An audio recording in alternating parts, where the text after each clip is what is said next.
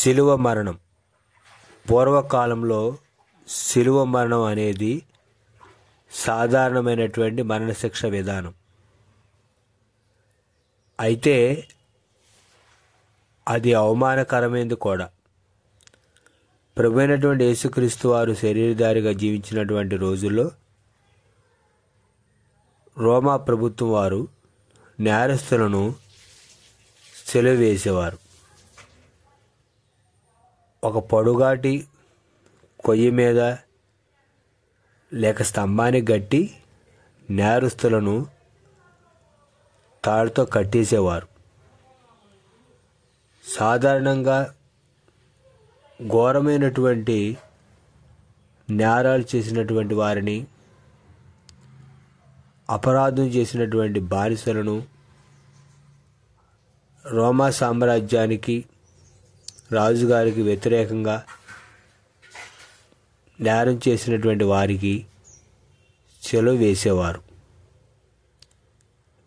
ఎవరైతే నేరం చేశారో ఆ నేరం చేసిన వ్యక్తే తాను ఆ సిలువను తీసుకొని ఏ ప్రాంతంలో అయితే ఆయన్ని సిలువ వేస్తారో ఆ ప్రాంతం వరకు ఆయనే ఆ యొక్క సిలువను మోసుకొని వెళ్ళాలి.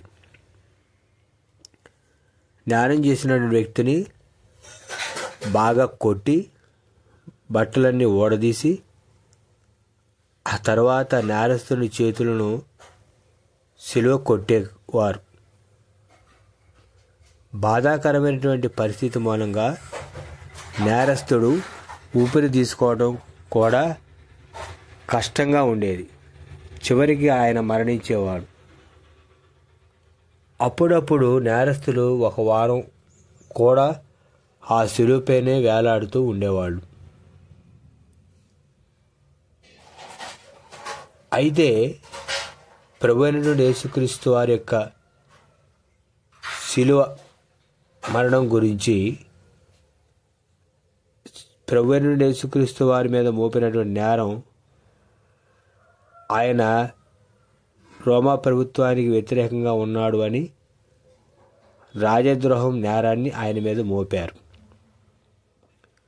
నజరేయుడైన యేసు యూదుల రాజు అని చెప్పి పైన ఎగతాళిగా సిలువ మీద దాన్ని, ఆ యొక్క విషయాన్ని అక్కడ కొట్టారు.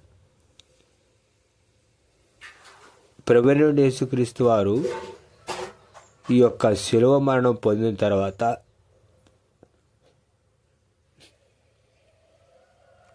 మూడో దినాన దేవుడు యేసుని తిరిగి లేపాడు.